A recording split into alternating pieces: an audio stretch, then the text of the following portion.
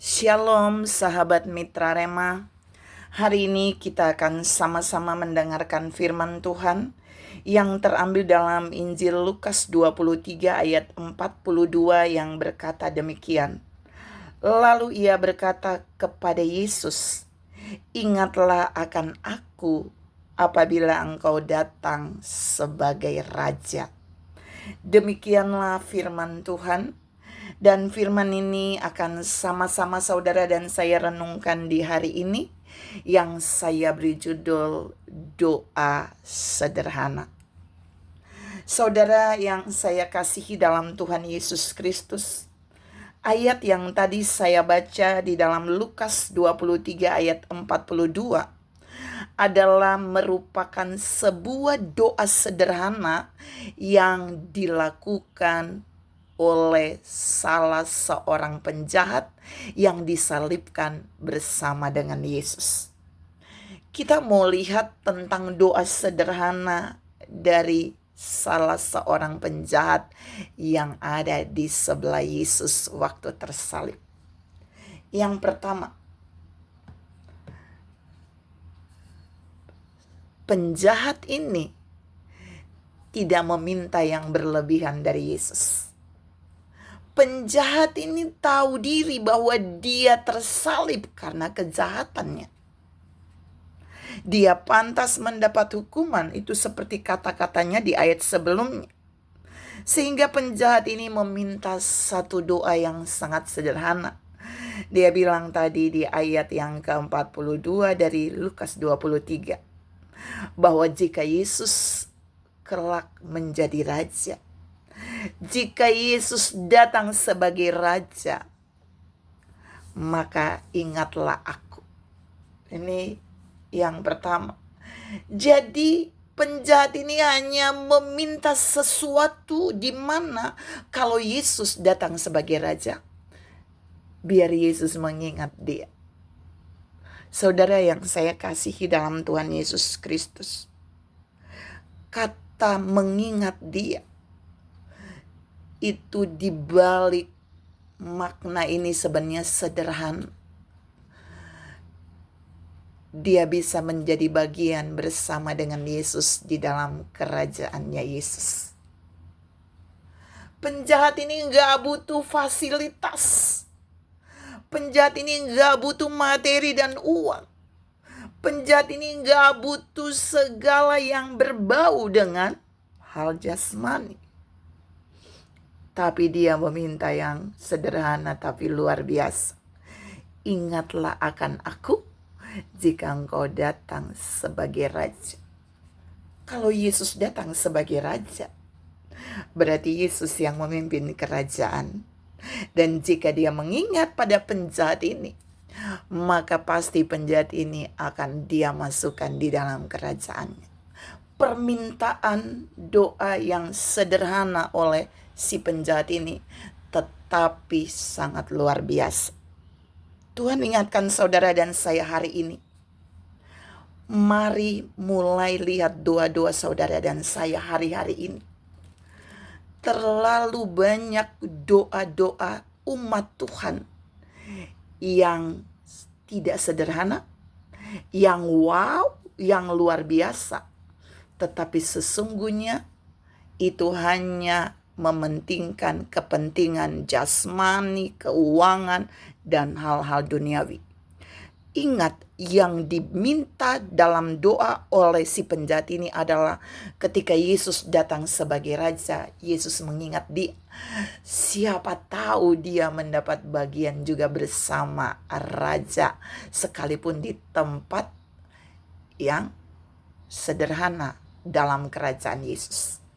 Yang kedua, doa si penjahat yang disalibkan bersama Yesus adalah doa sederhana sebelum dia mengakhiri hidupnya di kayu salib. Dan itu sementara dia tersalib. Suatu doa sederhana saat dia tersalib ini, dia posisi menderita loh saudara. Harusnya dia bisa meminta lebih dari Yesus. Yesus tolong dong, aku lagi sakit nih, tersalib. Tapi itu dia tidak memintanya saudara. Dia hanya meminta biar Yesus mengingat dia nanti. Saudara yang saya kasih dalam Tuhan Yesus Kristus, ada berapa banyak saudara dan saya dalam kondisi menderita, lagi diproses, lagi dalam pergumulan yang berat. Dan mungkin kita sama dengan penjahat itu, tidak berdaya seperti orang yang tersandra, tersalib dengan masalah dan kejahatan dan dosa. Apakah kita masih memiliki doa yang sederhana seperti penjahat itu? Bahwa ingatlah aku Yesus, jika engkau datang sebagai Raja. Tuhan ingatkan saudara dan saya bahwa mari kita belajar dari bagian ini. Si penjahat ini berdoa sangat sederhana. Dia hanya minta Yesus mengingat dia. Yesus tidak melupakan dia. Ini luar biasa. Tapi ada berapa banyak anak-anak Tuhan dalam penderitaan mereka mulai berdoa bersungut. Mereka mulai berdoa berkata Tuhan tidak adil. Mereka mulai berdoa menolak setiap proses yang mereka alami. Mereka tidak menyadari bahwa doa mereka bukan doa yang sederhana, tapi doa bersungut-sungut. Berbeda dengan si penjahat yang ada di kayu salib itu. Yang ketiga dan yang terakhir, doa sederhana dari penjahat ini merupakan pelajaran berharga bagi kita. Karena apa? Karena di kayu salib, saat dia menderita, dia masih mau membangun hubungan komunikasi dengan Yesus.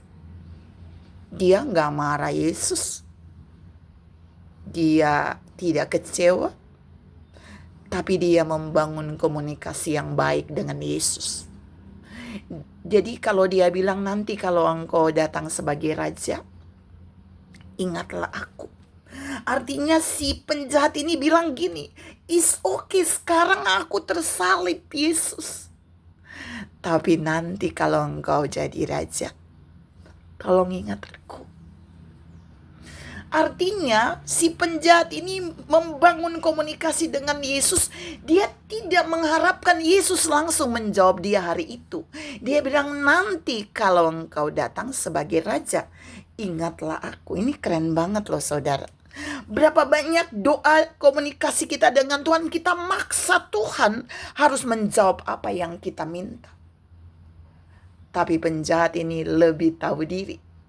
Dia berkomunikasi dengan Yesus, tapi dia tidak mengharapkan Yesus langsung meresponi dan menjawab doa sederhananya. Dan yang terjadi, ini mau saya katakan buat saudara, di luar dugaan sang penjahat itu. Lukas 23 ayat 43, satu ayat di bawah yang tadi saya baca. Yesus meresponi doa sederhana, komunikasi sederhana dari penjahat itu dengan Yesus. Ayat 43 dari Lukas 23 berkata, kata Yesus kepadanya, aku berkata kepadamu sesungguhnya hari ini juga engkau akan ada bersama-sama dengan aku di dalam Firdaus. Jadi Yesus menjawab dia melebihi yang dia minta. Yesus menjawab dia lebih cepat yang dia perkirakan. Mengapa? Cukup dengan sebuah doa sederhana. Cukup dengan dia membangun hubungan yang baik dalam komunikasi dengan Yesus. Maka doa sederhananya menjadi jawaban yang luar biasa. Mari saudara, belajar dari doa sederhana ini. Gak usah terlalu banyak minta yang muluk-muluk. Tapi jika kita membangun komunikasi yang baik dengan Yesus, maka dia bisa menjawab kita lebih dari yang kita pikirkan. Tuhan memberkati saudara berlimpah. Salam memiliki doa yang sederhana dengan jawaban Tuhan yang luar biasa. Amin.